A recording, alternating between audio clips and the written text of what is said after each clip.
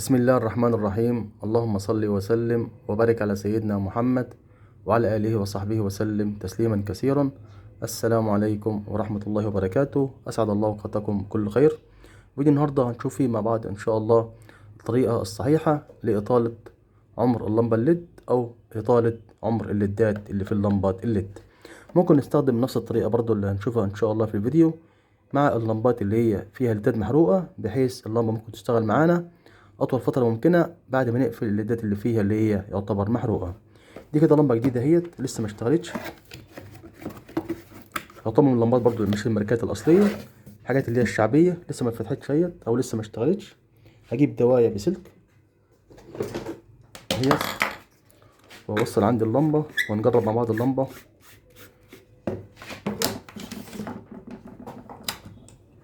طب اللمبه شغاله تمام. اول حاجه اعملها افك عندي هنا الكفر بتاع اللمبه عشان لسه جديده، فممكن الكفر يكون قوي شويه عشان طبعا لسه مقطع كده. الكفر طلع اهوت بيكون ملزوق عندي هنا بايه، ملزوق عندنا هنا بسيليكون. طيب اول حاجه نعملها هنا قبل ما نعمل الطريقه بتاعتنا، هنشغل عندي اللمبه ونشوف كده الليد عليه كام فولت. هنجيب الاداه بتاعتنا الجميله اللي صنعناها في فيديو سابق قبل كده على القناه اهيت، الاداه ديت بتاعه قياس الليدات. وهنجيب الملتيمتر واوصل عندي هنا الاداه بتاعتنا في الملتيمتر، واجيب الملتيمتر على وضع قياس فولت دي سي وليكن مثلا 60 فولت او 50 فولت، وهشغل عندي هنا اللمبه وهنشوف الليد عليه كام فولت اثناء تشغيل اللمبه.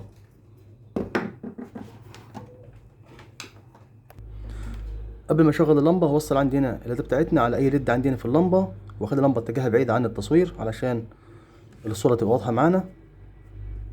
هوصل على الليد كده اهوت، وصل عندي الكهرباء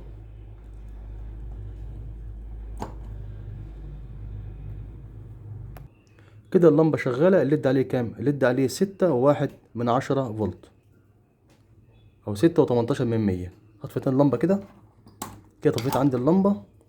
هنعمل بيها ده اصدقائي. في عندنا هنا، عندك هنا جنب الاي سي بتاع الدرايفر هنا هتلاقي عندك مقاومتين اس ام دي. مقاومتين هما المقاومه اللي تحت، المقاومه اللي تحت ديت اللي عندي مفك دي قيمتها كام؟ 1 اوم و47%. المقاومه اللي فوق منها قيمتها 1.5 اوم. 1R50 يعني واحد عندنا وايه ونص اوم. يعتبر المقاومتين مع بعض كده توازي، هيدونا حوالي 750 ملي اوم. يعني يعتبر الاتنين مع بعض توازي، مش مكملين اقل من 1 اوم. لو قسنا عندي بملتيمتر على وضع قياس هنا الاوم نشوف هيدونا كام. المقاومتين مع بعض توازي،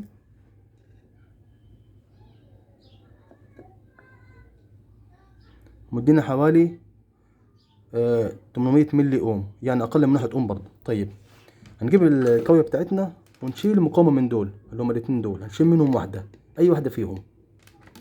نشيل مع بعض كده المقاومة دي، وليكن دي اللي هي في الجنب ده كده، كاوية اللحام.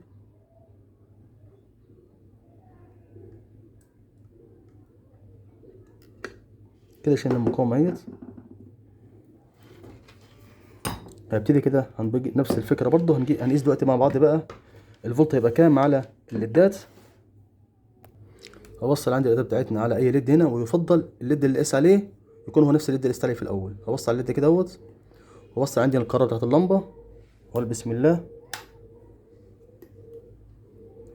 كده اللمبة منورة. كده الليد عليه كام فولت؟ الاول كان عليه 6.18%، كده الليد عليه كام؟ كده عليه 5 ويعتبر و80%. كده في فرق طبعا في الفولت ما بين الاول ودلوقتي، وده كده يخلي معانا الليدات تعيش اطول فترة ممكنة، لان احنا بكده قللنا عندنا الفولت بتاع الليد، وبالتالي هتقل عندي الحرارة الصادرة من الليدات، فبالتالي هيعيش معانا فترة اطول. كده قفلت عندي هنا الكفر بتاع اللمبه في اللمبه نفسها، ولزقت عندي هنا بامير علشان الجزء دوت ما يسقطش مع السخونه. نجرب مع بعض كده اللمبه بعد ما قفلتها. نقول بسم الله ونجرب كده. كده اللمبه اشتغلت، واضاءه اللمبه يعتبر الفرق ما بين دلوقتي وما بين الاول يعتبر الفرق بسيط جدا جدا، او فرق غير ملحوظ. طيب احنا ايه اللي عملناه دلوقتي؟ هنا كل الفكره اللي احنا عملناها عندنا لما شلنا المقاومه، عندنا هنا المقاومتين دول بيحددوا عندنا التيار او الامبير الخارج عندنا من الدريفر اللي بيشغل معانا الليدات. طيب ايه اللي بيحصل لما الامبير بيقل؟ لما بيقل عندنا الامبير او التيار خارج الليدات بيحصل عندنا هبوط للفولت. وزي ما شفنا مع بعض كده عندنا فرق الجهد على الليد بعد ما كان 6.18 بقى 5.8، يعني حوالي 4 من 10 فولت لكل ليد. وده طبعا يفرق كتير جدا مع الليد، بحيث ان الليد عندنا السخونة بتاعته تكون اقل، فبالتالي عمر الليدات هيكون اطول شوية. بكده احنا شفنا مع بعض طريقة صحيحة لإطالة عمر اللمبة الليد. بكده نكون وصلنا لنهاية الفيديو. شكرا لكم، والسلام عليكم ورحمة الله وبركاته.